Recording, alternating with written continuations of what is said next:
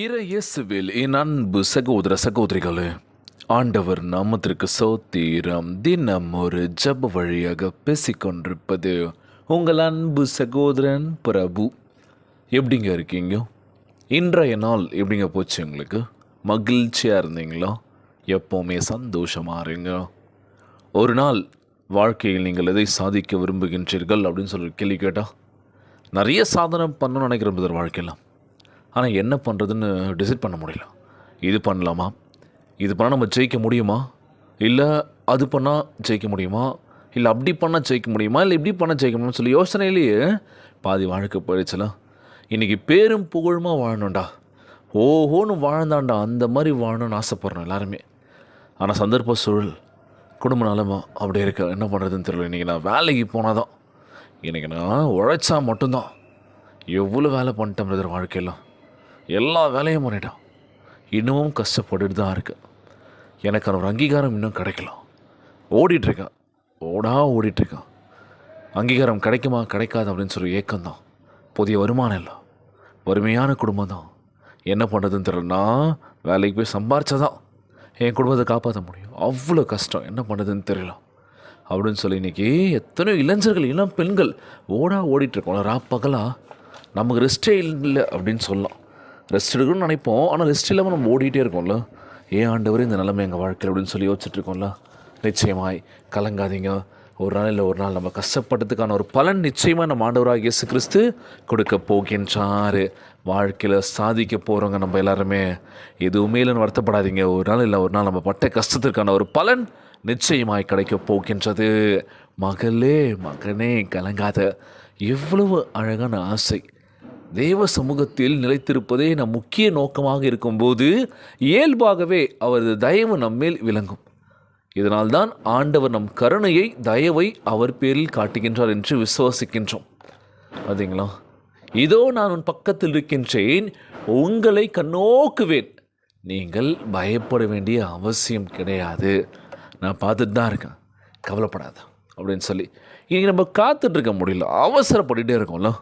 ஒரு விதை வச்சாச்சுங்க மண்ணுக்குள்ளே, அது ஒரு பழமோ இல்லை காயோ சம்திங் ஏதோ ஒரு கொடுக்க போகுது அப்படின்னா நம்ம விதை வச்சிட்டோம், தண்ணி ஊற்றி அப்படியே விட்டுருணும். ஒவ்வொரு நாள் தண்ணி ஊற்றி பார்த்தா ஒரு அதுக்கான ஒரு நேரம் வரும். துளிர்க்கணும், வெளியில் வரணும், அதை ஸ்ட்ராங்காக பிடிச்சிக்கணும் அந்த வேர் அப்படின்லாம் இருக்குது. நீங்கள் அப்பப்போ இது வருதான்னு தோண்டி அந்த விதையை டிஸ்டர்ப் பண்ணிக்கிட்டே இருந்தால் என்ன ஆகும்? அவ்வளோதான், ரெடாயுது அப்படின்ற மாதிரி இருக்கும். ஸோ நம்ம ஆண்டவராக இயேசு கிறிஸ்து நம்ம கூட தான் இருக்கார். எதற்காகவும் கலங்காத, நீ விதை போட்ட வருமானு சொல்லி யோசிக்காது, கண்டிப்பாக வரும். நிச்சயமாக ஒரு நாள் அது நீ கண்டிப்பாக வளர வைப்ப. அப்பப்போ எடுத்து பார்க்க மாட்டல்ல, ஏன் ஆண்டவரும் நடக்குது அப்படின்னு சொல்லி. ஸோ இன்றைய நாள் நம்ம ஆண்டவராக இயேசு கிறிஸ்து வாழ்க்கையில் கடினமான சூழ்நிலை எதிர்கொள்கின்ற ஒரு தைரியத்தை கொடுக்க போகின்றார். மகளே மகனே கலங்காத, நான் இருக்கேன், உன் கூட தான் இருக்கேன், தைரியமாக அப்படின்னு சொல்லிட்டு இருக்காரല്ലോ. போகும்போதும் வரும்போதும் நீ செய்கின்ற ஒவ்வொரு விஷயத்தையும் நான் உன் கூட இருக்கேன். உண்மையாக நேசிக்கின்ற போது நிச்சயமாக நான் ஆண்டவராக இயேசு கிறிஸ்து ஒருபோதும் கைவிட மாட்டாருங்க. நான் அவங்க கூட தான் இருக்கேன், தைரியமாக பார்த்துக்கலாம். எதுவும் கடந்து போகும் வாழ்க்கையெல்லாம் இப்படி தான் இருக்குன்னு சொல்லி யோசிக்காது, நீ டிசைட் பண்ணாத. மாறும் வாழ்க்கைன்றது நிச்சயமாக மாற்றத்துக்கான ஒரு வழியை உண்டாக்கும். நம்ம தேவையில்லாத யோசிச்சுக்கிட்டு தேவையில்லாத பற்றி நம்ம நினச்சோம் அப்படின்னாலே பாதி வாழ்க்கை முடிஞ்சிடும். ஸோ இன்று நம் ஆண்டவராக இயேசு கிறிஸ்து நம் குடும்பங்களை ஆசீர்வதிக்க போகின்றார், நம் பிள்ளைகளையும் ஆசீர்வதிக்க போகின்றார், அன்பு கொடுக்க போகிறாருங்க. ஜபத்திற்கு நன்றி சொல்லுங்கள். ஒவ்வொரு நாள் ஜபத்தின் மூலமாக ஆண்டவராக இயேசு கிறிஸ்து பேசுகின்ற பொழுது நிச்சயமாக நம்மளை ஆசீர்வதிக்க போகின்றார். உலகத்தில் எவ்வளோ விஷயங்கள் ஓடிட்டுருக்கு, அது நல்ல விஷயத்தை நோக்கி நீங்கள் ஓட மாட்டீங்களோ, தவறான விஷயத்தை நோக்கி நீங்கள் எத்தனையோ இளைஞர்கள்லாம் பெண்கள் போயிட்டுருக்காங்களோ, வாழ்க்கையை தொலைச்சிட்ருக்காங்களோ. நிச்சயமாக மீண்டு வரணும் அப்படின்னா உங்களை நீங்கள் மாற்றிக்காத வரைக்கும் எதுவுமே மாறாது அப்படின்னு சொல்லுவாங்களாம். ஸோ இன்றையெல்லாம் நம்ம ஆண்டவராக இயேசு கிறிஸ்து நம்மளை ஒருபோதும் கைவிட மாட்டாருங்க. ஜபத்திற்குள்ளாக பயணிக்க போகிறோம். அதனால் யாருமே தனிமையில் இல்லை. ஆண்டவராக இயேசு கிறிஸ்து நம்மோடு கூட இருக்கின்றார். தெய்வ சமூகம் நம்மோடு கூட இருக்கின்றது. ஆண்டவருடைய கரம் நம் மீது எப்போதும் இருக்க போகின்றது.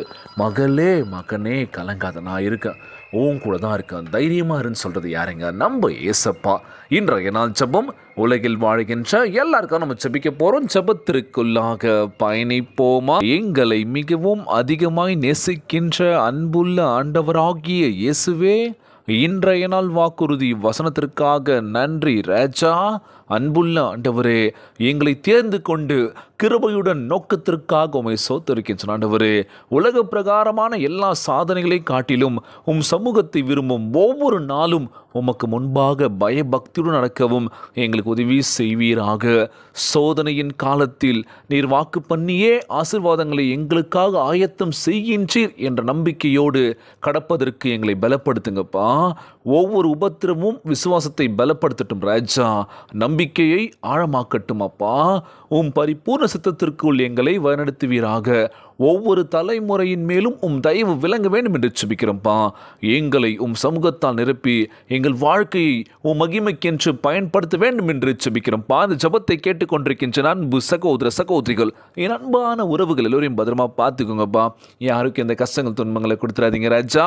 நோய் நொடியினால் அவதிப்பட்டு கொண்டிருக்கின்ற ஒவ்வொரு சகோதர சகோதரிகளை உமது கரங்களால் தொட்டு நோயில் அகற்றி போடுவீராக. உம்மால் கூடாத காரியம் ஒன்றும் இல்லாண்டவர் எல்லோரையும் பத்திரமா பார்த்துக்கோங்கப்பா.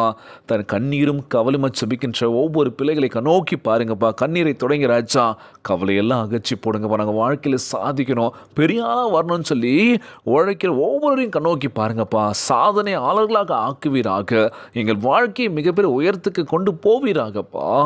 எங்களை பத்திரமா பார்த்துக்கோங்கப்பா. எந்த பிரச்சனையும் எங்ககிட்ட நெருங்கி விடாதபடி எங்களை காத்துக்கொள்ள வேண்டும் என்று கேட்குறேன்ப்பா. நோய் நொடியினால் அவதிப்பட்டு கொண்டிருக்கின்ற ஒவ்வொரு சகோதர சகோதரிகளை உமது கரங்களால் தொட்டு நோயில் அகற்றி போடுவீராக. கண்ணீரும் கவலைமா செபிக்கின்ற எல்லோரையும் பார்த்துக்கோங்கப்பா. நிச்சயமாகவே முடியணும், நம்பிக்கை வீண் போகாதுன்னு சொல்லியிருக்கீங்கப்பா. நீதிமொழிகள் 23:18 ஒவ்வொரு குழந்தை செல்வங்களை ஆசிரியங்கப்பா. கணவன் மனைவிக்குள்ள ஒற்றுமை கொடுங்க, சமாதானம் சொல்லி கேட்குறப்பா. எல்லோரையும் பார்த்துக்கோங்கப்பா. இன்றைய நாள் ஜெபம் இயேசுவின் விலையேற பெற்ற நாமத்தினாலே ஜெபிக்கின்றேன் நல்ல பிதாவே, ஆமேன் ஆமேன். இயேசுவுக்கு புகழ், இயேசுவுக்கு நன்றி. மரியே வாழ்க. God bless you all.